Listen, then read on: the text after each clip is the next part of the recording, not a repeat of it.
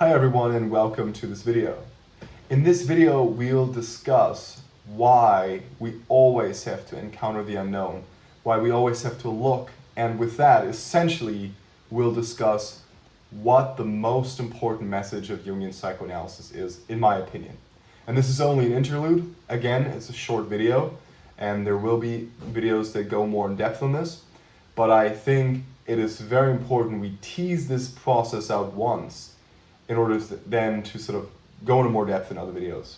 So if you're not a subscriber yet, please consider subscribe and at least check out other videos if you're interested in this kind of content.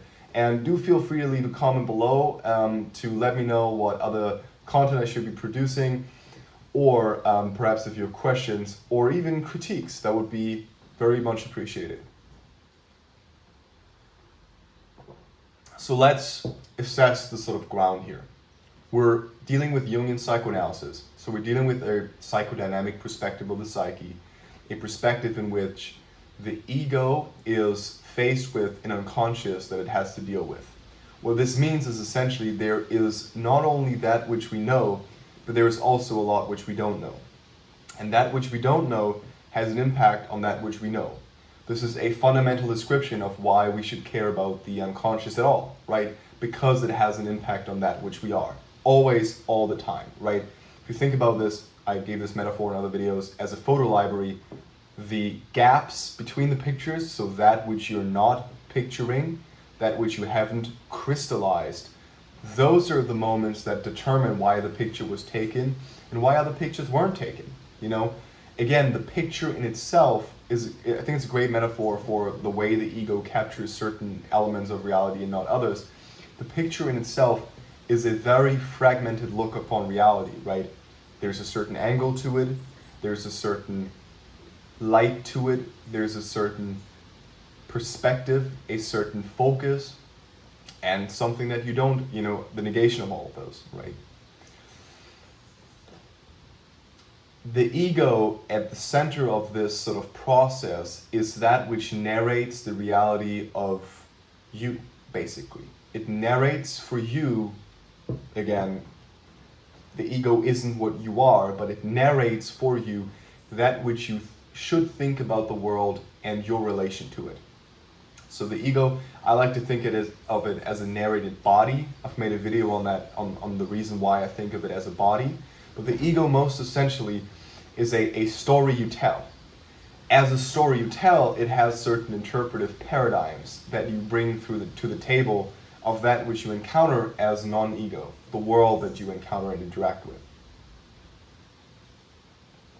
This non-ego is basically the fabric that the ego is made of. So the ego in itself has no content as a sort of structural element of the psyche, right? The ego, as I understand it, and I believe as I interpret Jung correctly, is a mechanism. It's a mechanism that shapes your view on reality by essentially functioning as the central interpretive dominant of the psyche, right? The central sort of filter through which you perceive everything, and then order it in a certain linear way in order to then project the assumptions into the future, okay? Now, the reality that you encounter is different from the ego that encounters this reality, right? It is only mediated to you by virtue of this precise ego that we've talked about. What this already tells us is that the reality that we are told to see is not the reality we see. The ego over time develops certain crystallized elements, or differently put, the ego crystallizes the elements it encounters into this precise narrative in order to project them into the future, right? And this is very, very important. The ego seeks stability.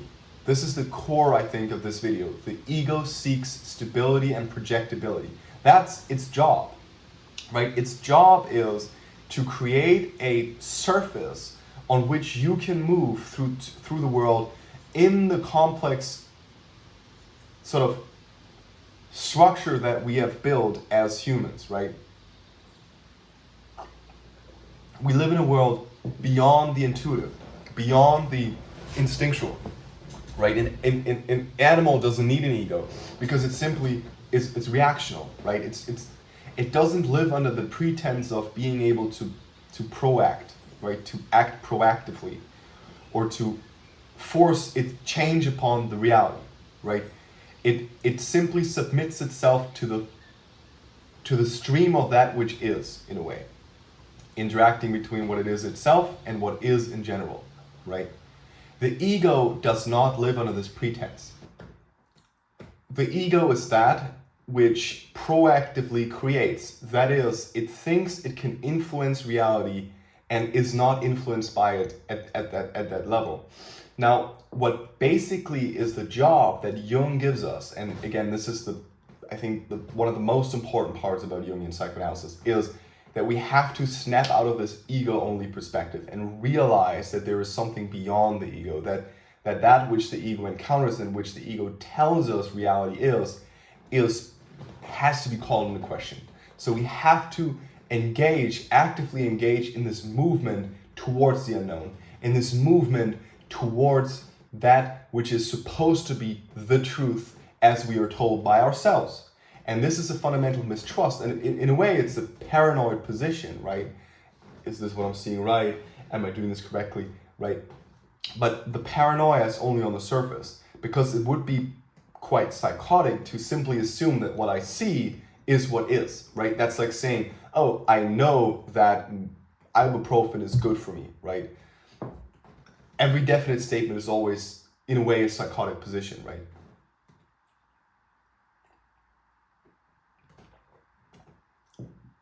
Now, what then is the fundamental gesture that Jung prompts us to make? The fundamental gesture Jung prompts us to make is to go out into the world and see. And that means going out into the world and encountering the world for what it is. And this is an impossible quest. We can never encounter the world for what it is. But we can attempt to. And this attempt is reinforced by the repetitive encounter of the world for what we take it to be. Because if we closely look, we will see that what we see is not quite what is.